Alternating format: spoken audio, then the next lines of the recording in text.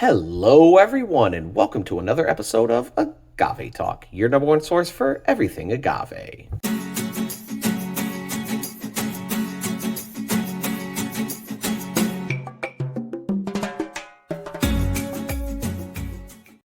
We appreciate you being here with us today. Today, I am super excited. Why? Because I am checking out a brand new brand to me. I have never tried this brand. I'm really excited to finally try this through reviews. I have a list of reviews I have to get through, and I have an order to release. And this one, I've had these bottles for some time, and I've not yet opened them. I've been staring at them. You guys know I love to open stuff on camera with you, right? Especially if it's the very first time I'm ever drinking something like this, because you come along this journey with us. And just looking at these bottles, super dope packaging. I'm loving the matte black. You got kind of this Blair Witch Project cross going on, the wax across. Like, what does 7-11-17 mean? Why is this spelled completely different? There's a lot of symbolism going on right now in these bottles, and especially talking about the liquid inside. Oh man, I'm super excited for that. All right. So with that being said, thank you for being here with us. I do truly appreciate it. And today we are checking out the brand called Blasphemus. Now notice, I didn't say tequila. I didn't say mezcal. No, this brand Blasphemus is neither. And the lighting in black matte bottle is going to be a little tricky today. So let me get that into focus. Notice, you will see handmade American agave spirit on all three of these. All right up front, handmade American agave spirit, and over here as well, handmade American agave spirit. You'll notice there's three different numbers on there, bunch of stuff going on, a lot of symbolism. I'm going to break it all down to you. So first and foremost, why is this not a tequila? Why is this not a mezcal? What is an American agave spirit? Well, Blasphemous, blasphemy. There's a lot of disruption going on with this brand and what they're trying to do. And first and foremost this is coming straight out of Texas. Where is it? Right there. Born in Texas. All right.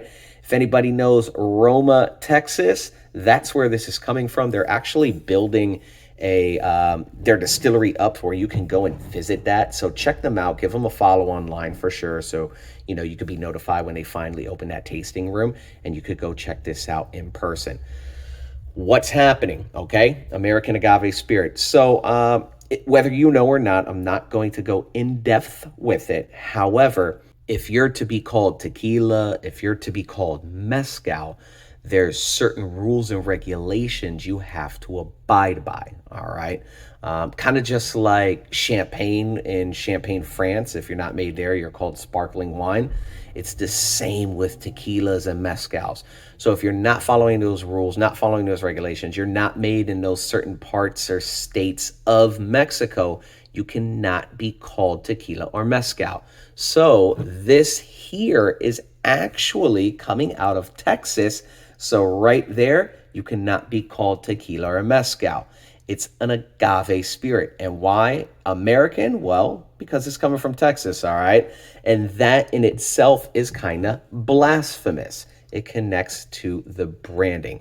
So a lot of stuff going on here today. Going to be breaking down a lot of symbolism today, all right? Definitely a lot of symbolism in the branding, even for like the misspelling of blasphemous. The compass has a meaning, right? The numbers going across has a meaning. And, I'm really sitting here deciding, and it's kind of blasphemous because I don't think I could come up with a definitive answer. It's not a vertical flight I'm doing today. All right. It's definitely not a vertical flight. Vertical flight, you're going from a Blanco, Reposado, Añejo, Extra Añejo. You're taking one brand and going through the expressions. This is one brand, but there's no aging going on here. All right. Well, there's some aging, but this 7-11 to 17 doesn't have to do with actual barrel aging. It actually has to do with the age of the agaves that they're using. Super interesting, right? It's also not a horizontal flight, because a horizontal flight is you're taking different brands, but tasting one expression across all of them. So, you got brand 1, 2, and 3, and it's like Blanco, Blanco, Blanco, Extra Añejo, Extra Añejo, Extra Añejo. And that's the horizontal. You're tasting the same expression, but across 3 different brands. You're going to get different notes, right? So this, it can't be either, which is blasphemous, blasphemy. Agave spirits, again, tequila and mezcal. Agave spirits, they're kind of disrupting the industry in a sense because they're not following the rules. They're not following the regulations. They're kind of working outside in areas where it's like, you know what? Screw the system, down with the system. We're going to do what we want kind of stuff, like some rebel stuff, right?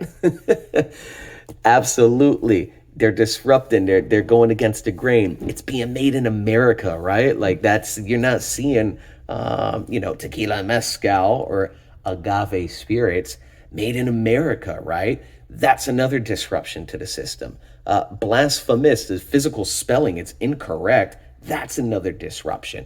And again, just what they're doing, the blending, and it's just, there's a lot going on here that is complete blasphemy.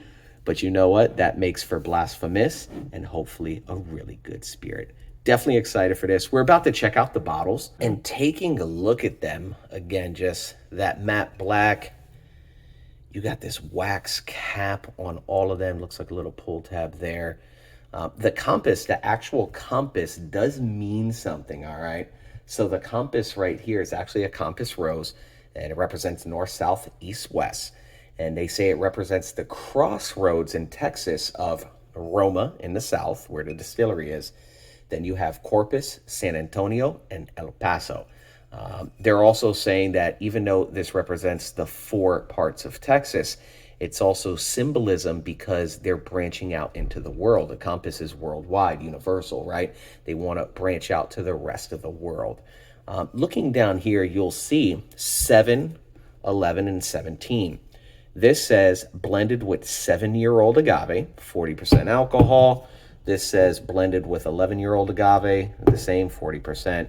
And this says blended with 17-year-old agave, 40%.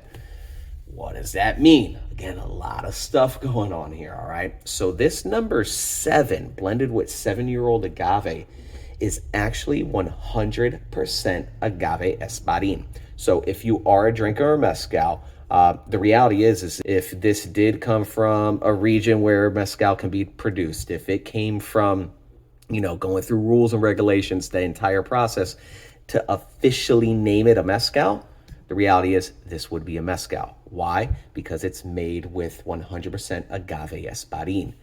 What is the 7 then? Well, that 7 is the amount of years a traditional agave espadín takes to grow. Yes, all right? So you got 100% agave espadín, and it's blended with 7-year-old agave. Again, 7-year-old agave, that's how long it takes for an agave espadín to mature. All right, so we're getting there. Cool.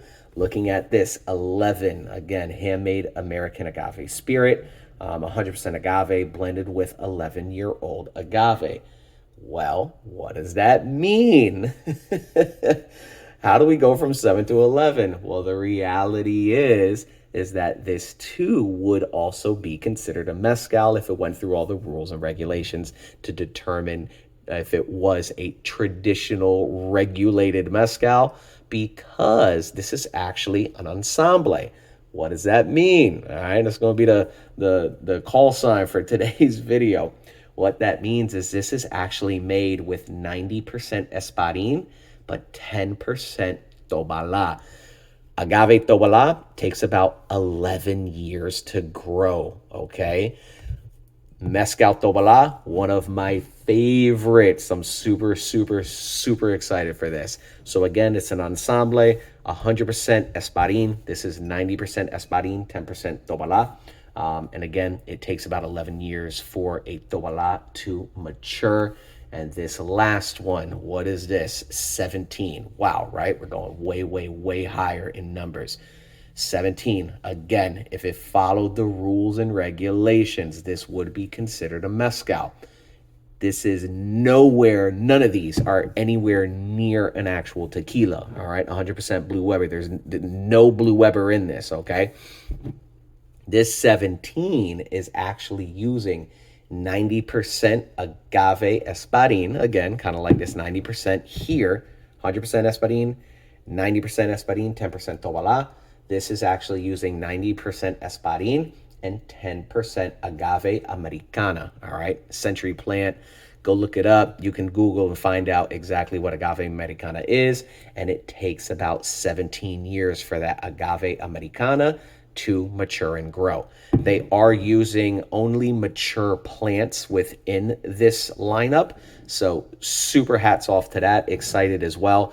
And talking mezcal, all right, what kind of practices are they using to create this? They're actually using artisanal methods.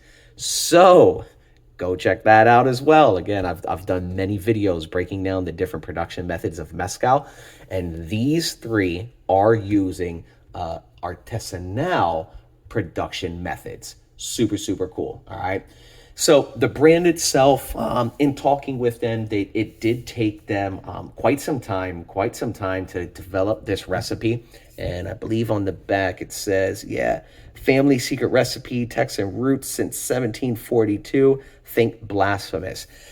There's so much like history behind this brand, with having roots in Mexico, then coming up to Texas, a little bit of back and forth.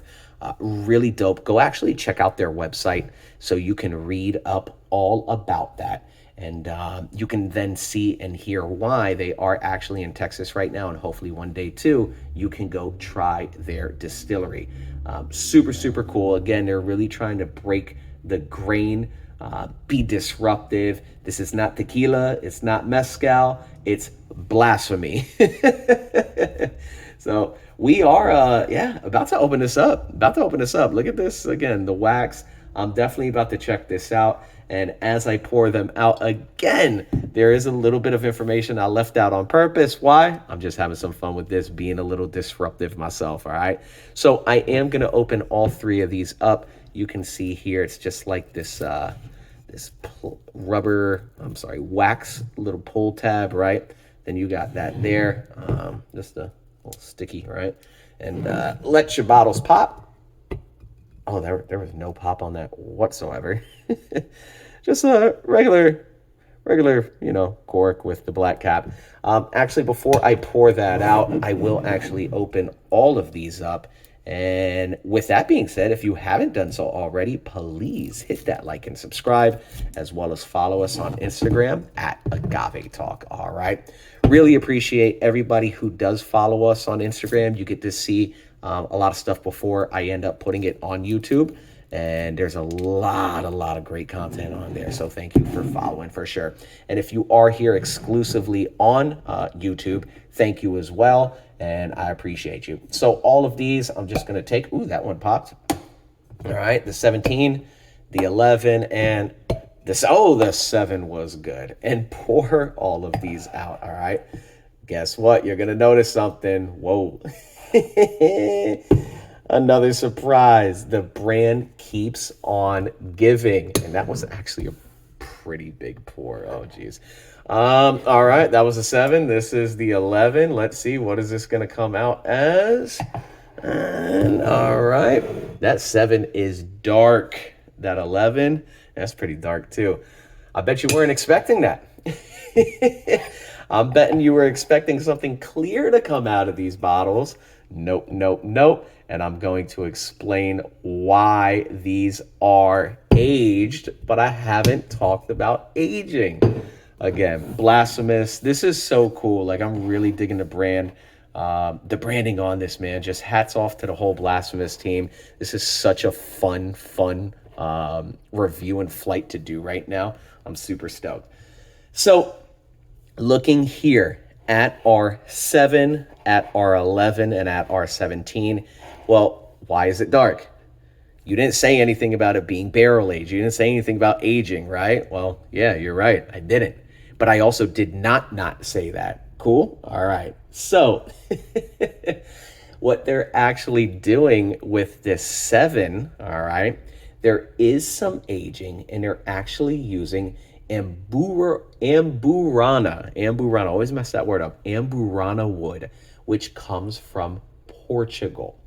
So there is some aging going on, and they're using a type of wood being brought in all the way from Portugal. Oh, I got some wax under my nail. Amburana wood, and that Amburana wood really has some distinct flavors to it. Super cool. Go check that out. The 11, all right, they're actually using American oak. All right, so a little bit more of a traditional type of wood to get that color and aging, right? And then the 17, they are using a French oak with a heavy toast. So super excited again because another surprise. Blasphemy. I was really, and I'm sure you were really expecting this was going to be clear. No, we got some aging going on as well. So, man, oh man, I smell it right now. The studio is smelling amazing. Yeah, this is, oh man, we about to dive into this. I mean, even too, just looking at the legs and tears. Let me see if I could get that on camera. It sticks around for a minute, and it's kind of, oh yeah, no, that's sticking. That's sticking all right. These are actually going through 3 distillations. The first distillation is actually happening in Oaxaca, and then they're, importing it into Texas, and they are then distilling another 2 times in Texas. They're actually using copper pots as well, which is really cool. And again, also using those artisanal methods. A goal is that they're going to be doing all of their production in Texas, right? But for now, that is what they're doing. So this, man, all 3 expressions, I'm just kind of sticking around for sure on the glass. Let me see if I could get that. It's not really getting into focus there, kind of, but it's sticking around just like the rest of them. All right, let's dive on in. Thanks for being here with us and taking on this journey. Number 7, 100% agave espadín. Oof, with some amburana wood, that Portugal. It's a light toast, light char. Definitely got that smoky flavor on there, and it's got a little sweetness to it as well, which is interesting. I'm getting like cinnamon. There's a lot of cinnamon going on this. And again, go Google Amburana wood and check that out. But yeah, there's definitely, like, I'm seeing, if you're like in bourbon, if like you're a bourbon guy, it's like bourbon with a twist, a little bit of scotch in there because of the smoke, right? But man, that cinnamon flavor on there, like that aroma, I should say, I haven't tasted it yet. That's killer. That is, oh, the smell on that. You got the espadín, but you got that cinnamon with the oak as well. The amburana wood, my apologies. And oh my gosh, it's kind of sweet too. That's amazing. But it doesn't smell like anything like crazy manipulated. Like, it's just really a nice balance of kind of like a sweet and smoky and spicy with that cinnamon. Oh my gosh. Whoa, what is that? Whoa. Now, again, this is that 90% espadín, 10% tobala. That's, oh my God, that's crazy. It's got American oak aging with a medium toast on that American oak, but oh my God, you're getting that espadín, but that 10%, like, you gotta imagine the flavors on a plant, because oh my God, I wish you all were here with me just to smell the difference between those two. That is insane. Hold on. Oh, that opened up. That's smelling like a apple pie or something. Oh, that's amazing. This, oh, the cinnamon toned down. There's not a lot of cinnamon going on in this one, but it's kind of, ooh, you're getting a little cheese from the tobala. You're still getting the smokiness from the espadín and those artisanal methods. But man, I'm also getting like even like some citrus, like some fresh citrus on there. Maybe even like orange peel. Hints of vanilla too. Like, oh my God, that smells amazing. It's one of the best smelling things I've smelled in a while. Shout out Blasphemous, man. And oh, this 17, I gotta go back through this 17, and now like I don't know what to expect. 100% agave espadin, but aged with the Amburana wood from Portugal. 90% espadin, 10% tobala, aged in American oak medium toast. And now the 17, 90% espadin, 10% agave americana, in French oak heavy toast.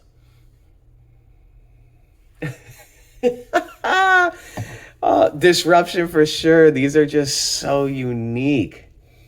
Oh my God. Okay, so these two are smelling a little bit more similar to each other than this. This is the espadin with that Amburana wood is just like in a league of its own. The the espadin americana is definitely, it's floral. It's kind of floral. Definitely got to be that Americana, right? That agave Americana is kind of floral. I'm even thinking like brandy. Like if you're a brandy drinker, like that after dinner cordial, like, but it's not like overwhelmingly sweet. It's got some sweetness to it. All of them do. This is just insane how that smells like apple pie now, that cinnamon. Oh, that is so delicious. And yeah, this 17, definitely you're getting that oak. That espadin is really shining through, but the Americana is adding floral notes to it, whereas that Tobala is adding kind of like cheesy, citrusy tones. The Americana right now in my nose here in the 17 is, oh my gosh, definitely giving some floralness to it. And that French oak, you could definitely check out and smell that influence on there. So, oh man, let's jump in. Let's taste. Um, let's do it. This is a long video to get to this tasting, but man, what a cool brand. I'm happy if you have stuck around so far that you were able to share an experience, learning about this. I highly recommend you go check them out. But also, too, I'm just blown away by the aromas on this. Let's take a sip. Cheers. Salud, everybody. Thanks for being here with us.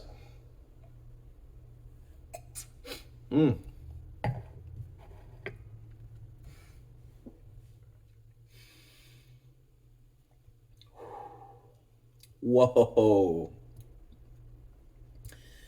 Wow. Okay. Now that is different. That is so insanely different. And that cinnamon smell you're getting is absolutely in the flavor. I will be honest. I would question are they adding something? Are they adding some hints of cinnamon? Like I can't think of like Amburana wood, like how much cinnamon Amburana wood actually like contains in it, like that flavor, that note. But just taking a sip of this, I'll be honest, I kind of wish I would have drank this after now, because that cinnamon taste. Give me a second. Let me take a sip.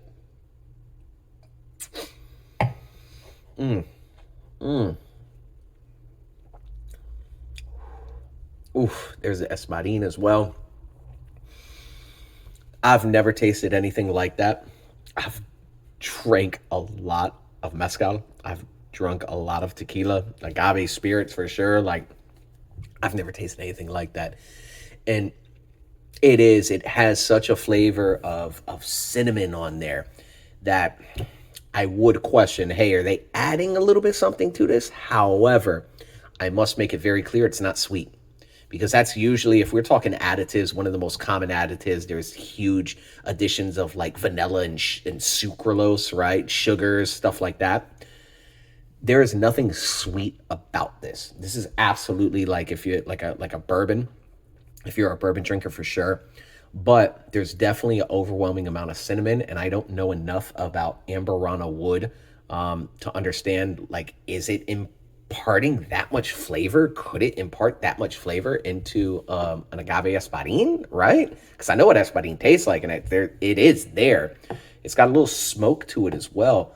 But man, that addition of that cinnamon, whether it's an additive or not, Honestly, I'm digging it, and it's extremely complimentary, not overpowering and not disgusting at all. I'm gonna save that little bit because I want to go at the very end and just kind of do them all one shot. Wow, wow, wow! Loving the 7 so far for sure. This 11, oh my god, the smell on these things. Oh, the 11. Again, 90% Espadín, 10% Tobala, which is hands down one of my favorite mezcal varieties, maguey's as well. You are getting some vanilla and that citrus, but again, just like some of that cheesiness too from the Tobala. Oh my God! Cheers, salud. Mm. Oh my God! Wow! I'm so like so surprised, so stoked. You see, new brands come out, and it's like, all right, what are you gonna do? All right, all this symbolism, it looks great. Like, you hear the story, okay, great, but like, what are you gonna taste like? That's ultimately what it is. What do you taste like? Wow, that is that is damn good. Give me a second. Mm, mm, mm, mm.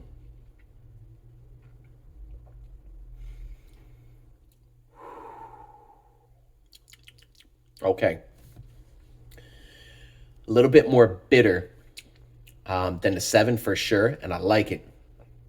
You're definitely getting that toast. It's a little more toasty wood wise than the 7. Definitely got a little bit more wood on it. That oak is a bit more powerful for sure than that Amberana wood. Um, I am getting those citrus kind of tones, a little bit cheesy, a little hint of vanilla as well. Could come from the oak. It doesn't taste like anything like super overwhelming. If there is an additive in there, again, you're not, well, at least my taste buds, I'm not getting something like, again, this is disgusting or tastes manipulated. It just works. The blending on that, oh man, that is delicious. I gotta, oh man, I don't know. This is just like completely disruptive for sure. That cinnamon flavor on there is just like nothing you've ever, it's familiar, but it's not, right? This as well is a bit more traditional in a sense. But again, too, you don't get a lot of aged mezcals. Yes, it's an agave spirit, but the reality is this is a mezcal, right? If it went through the production and the rules and regulations, I should say. I'm digging this. I'm digging this. I'm digging this. I'm going to finish this out. Oh, the smell on these are insane. Mm. Mm-mm-mm.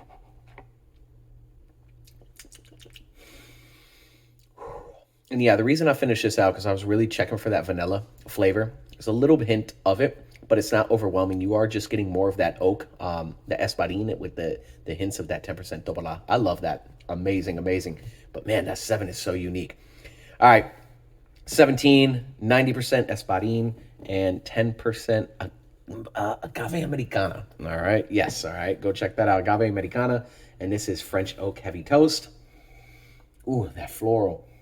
Oh, it's opening up. I love it. Cheers.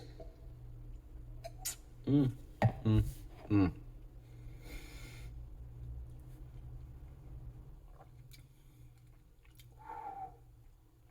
Oh, wow. Floral, but herbal, even. That's, oh, that is so unique. Yo, Team Blasphemous, shout out. Like, this is just insane what you guys are doing with this. This is such a cool experience right now. Let me take another sip of this. Mm.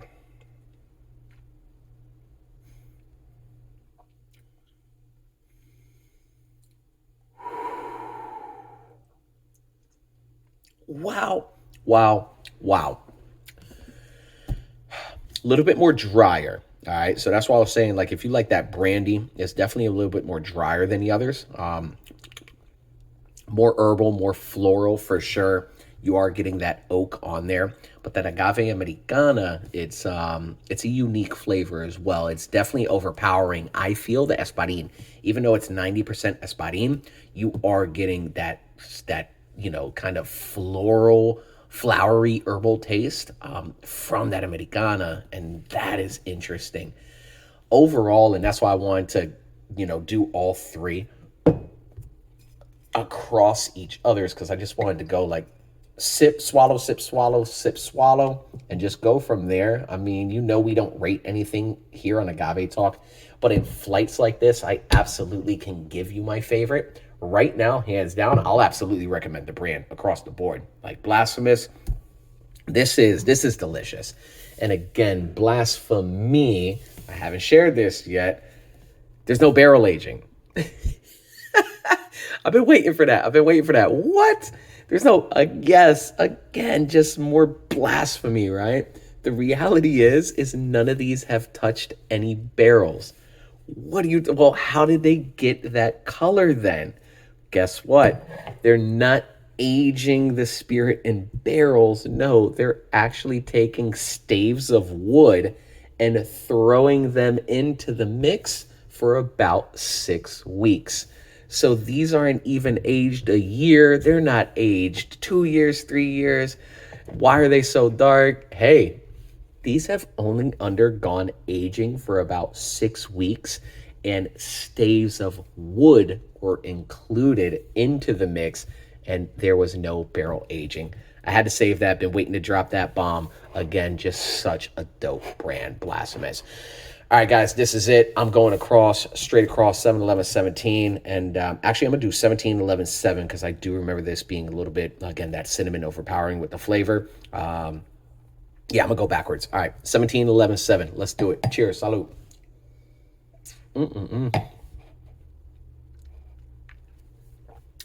All right. That was a little sweeter. Definitely a little sweeter.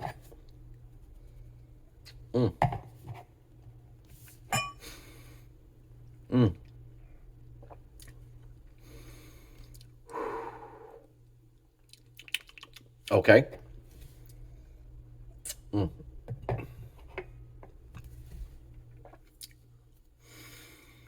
Ooh. You've got a little bit like char on there, like burnt ends. Oh. I can't say. Oh my gosh. I'm just like sitting here processing overall. Let me get these cups out the way. Man, overall, Blasphemous, I can't say. Normally, I do, and I'm like, all right, this is my favorite expression, but right now, just tasting all of these, I can't pick a favorite. I really can't. Maybe the Tobala, maybe. It tastes a little bit more, I don't know if I want to say familiar, right? Like, I don't know, because this is insane just because of how different it is. Agave Americana, it's a bit more floral, which is not, it's not my favorite, but I enjoy it. Tobalas I love, and I think that's possibly why I'm going for the middle here. But it's just so unique because even with the Americana not being my favorite, that blend with the Espadin and aging into French oak, phenomenal.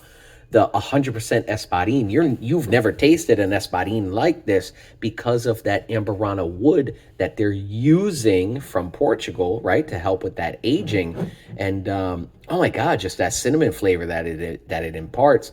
Again, just completely disruptive, amazing.